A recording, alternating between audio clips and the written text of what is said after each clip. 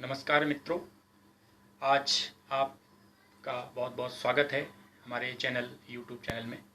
आज का जो टॉपिक लेके आया हूँ वो है GST, goods and service tax. Goods and service tax में आज का जो टॉपिक है कंपोजिशन स्कीम। एक कंपोजिशन स्कीम की जो सुविधा व्यापारियों को दी जाती है वो होती क्या है, उसका मीनिंग क्या है, वो ऑप्शन कौन ले सकता है, कौन नहीं ले सकता है, और इसके प्रोविजंस क्या हैं, और कुछ स्पेशल मुख्य बातें जो हैं इस पर हम डिटेल से बात करने वाले हैं। सबसे पहली चीज़ होती है कि जो कंपोजिशन फैसिलिटी है, स्कीम है, वो छोटे व्यापारियों के लिए, छोटे कारोबारियों के लिए जिनका एनुअल एग्रीगेट टर्नओवर 1.5 करोड़ से अधिक नहीं होता है, ये उनके लिए स्कीम होती है, वो ये स्कीम ले सकते हैं। कंपोजिशन स्कीम का उद्देश्य होता है कि हमारा जो कैलकुलेशंस है वो आसान हो जाए, टैक्स की जो प्रोसेस है वो सरल हो जाए, और कंपोजिशन फैसिलिटी लेने एक ऐच्छिक फैसला होता है, वॉलंटरी होता है।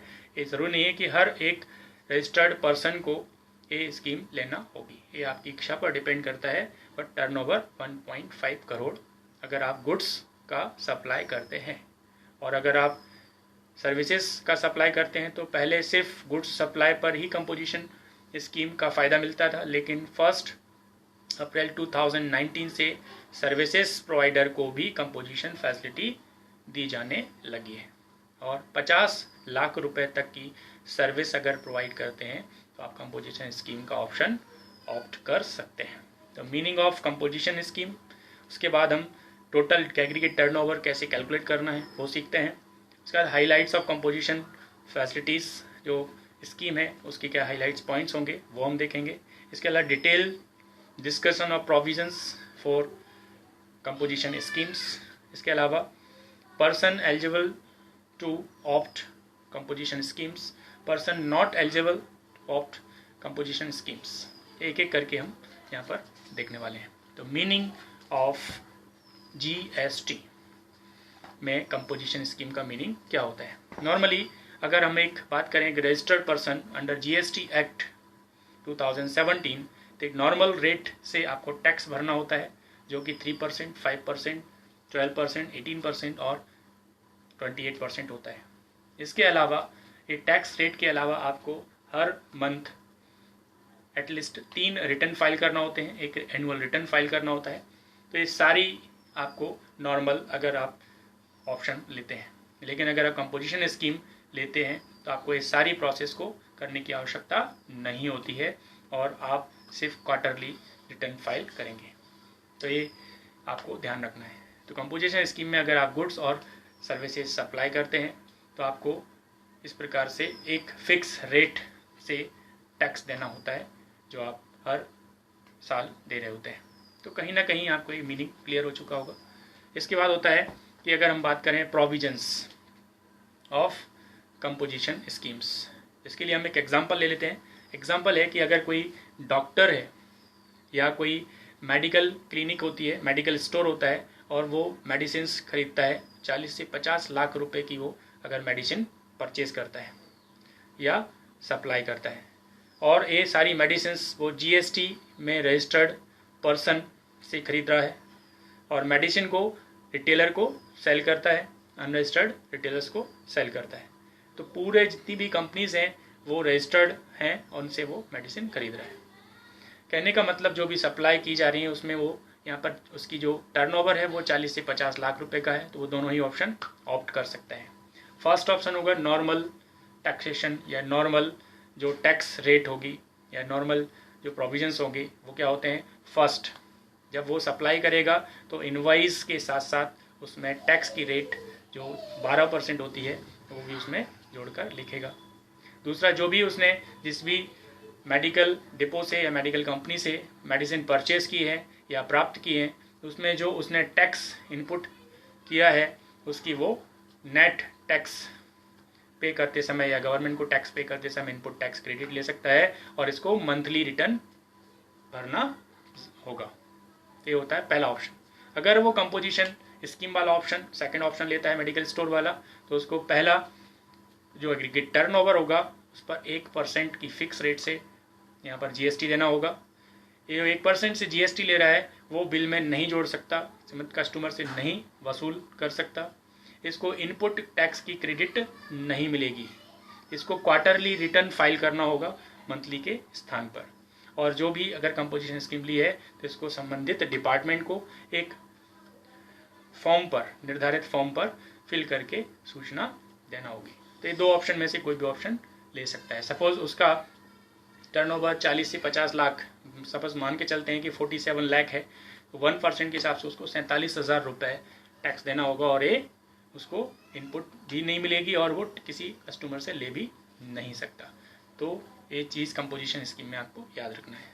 कुछ हाइलाइट्स पॉइंट्स हैं जो आप याद रखेंगे कि यहाँ पर आपको ध्यान रखना होगा कि वो क्या क्या पॉइंट्स हैं। तो पहला टर्नओवर, पहला पॉइंट होता है टर्नओवर का ध्यान रखना है। अगर आप गुड्स में डील करते हैं, गुड्स की सर्विसेज करते हैं, आप कोई मैन्युफैक्चरर्स हैं या आप व्यापारी हैं, तो 1.5 करोड़ रुपए से अगर कम आपकी टर्नओवर होना ज़रूरी है। अगर आप स्पेशल राज्यों में हैं तो टर्नओवर 75 लाख रुपए, स्पेशल राज्य जम्मू कश्मीर, आसाम, है ना, अरुणाचल प्रदेश, ये स्पेशल कैटेगरीज में रखे गए हैं जीएसटी के अंदर। दूसरा, सर्विस प्रोवाइडर के लिए ये 50 लाख है। ये 1 अप्रैल 2019 से पहले सर्विस प्रोवाइडर पर कंपोजिशन स्कीम नहीं होती थी। यहाँ पर सर्विस जो भी आप प्रोवाइड करते हैं या गुड्स सप्लाई करते हैं उस पर टैक्स की रेट होती है जो कंपोजिशन स्कीम में आपको ध्यान रखना है। तो एक नॉर्मल ट्रेडर होता है जो टैक्सेबल और नॉन टैक्सेबल दोनों तरह की जो सप्लाई कर रहा है उन पर एक 1% के रेट से टैक्स देना होगा। दूसरा, अगर आप नॉर्मल मैन्युफैक्चरर्स हैं तो भी आपको 1% से टैक्सेबल गुड्स बनाते हैं। इसके अलावा अगर आप रेस्टोरेंट चला रहे हैं तो 5% की जो टैक्स रेट होती है कंपोजिशन स्कीम अगर आपने ली है। इसके अलावा कंपोजिशन स्कीम लेने पर आपको इनपुट टैक्स क्रेडिट नहीं दी जाएगी। अगर आपने कंपोजिशन स्कीम ली है तो आप दूसरे राज्यों से गुड्स परचेज तो कर सकते हैं बट दूसरे स्टेट में इंटर स्टेट सप्लाई नहीं कर सकते। ये कंपोजिशन स्कीम में हाइलाइट्स पॉइंट्स हैं। इसके अलावा जो भी स्कीम आपने ली है, जैसे बता चुका हूँ कि इनपुट टैक्स क्रेडिट, और जिसको आप सप्लाई कर रहे हैं वो भी इनपुट टैक्स क्रेडिट नहीं ले सकता। इसमें आपको क्वार्टरली और एनुअली रिटर्न फाइल करना होगा। इसके अलावा जो भी आपने कंपोजिशन स्कीम ली है इसको 30 दिन के अंदर एक फॉर्म के अंदर आपको भर के इन्फॉर्म करना होगा संबंधित डिपार्टमेंट को। यहाँ पर कंपोजिशन स्कीम आप ले रहे हैं तो फ्यूचर में आप ये स्कीम को छोड़ भी सकते हैं और फिर से प्राप्त भी कर सकते हैं। ये ऑप्शन को यूज़ कर सकते हैं। ये वॉलंटरी होता है, आप जब चाहें। अगर आपका टर्नओवर 1.5 करोड़ से ऊपर हो जाता है तो आप इस स्कीम से, कंपोजिशन स्कीम से अपने आप बाहर हो जाएंगे। तो कंपोजिशन स्कीम में अगर आप बोला है कंपोजिशन टैक्सेबल पर्सन, जो भी आपका साइन बोर्ड होता है उसमें लिखा जाता है कि रजिस्टर्ड पर्सन है और एक कंपोजिशन स्कीम में आता है, तो जो भी कंपोजिशन स्कीम आता है और जिसको भी सप्लाई करेगा उसको भी इनपुट टैक्स क्रेडिट नहीं मिलेगी। तो ये चीज़ें आपको याद रखना होगी। ऐसे कुछ पर्सन जो एलिजिबल नहीं है, जिनको हम कंपोजिशन स्कीम में नहीं रख सकते या कंपोजिशन स्कीम नहीं ले सकते हैं, उनमें आपको ध्यान रखना होगा कि person not eligible to opt composition schemes. First, ऐसा पर्सन, ऐसा रजिस्टर्ड पर्सन जिसका टर्नओवर 1.5 करोड़ से ऊपर है और सर्विसेज अगर है तो 50 लाख से ऊपर है तो उनको कंपोजिशन स्कीम नहीं ले सकता।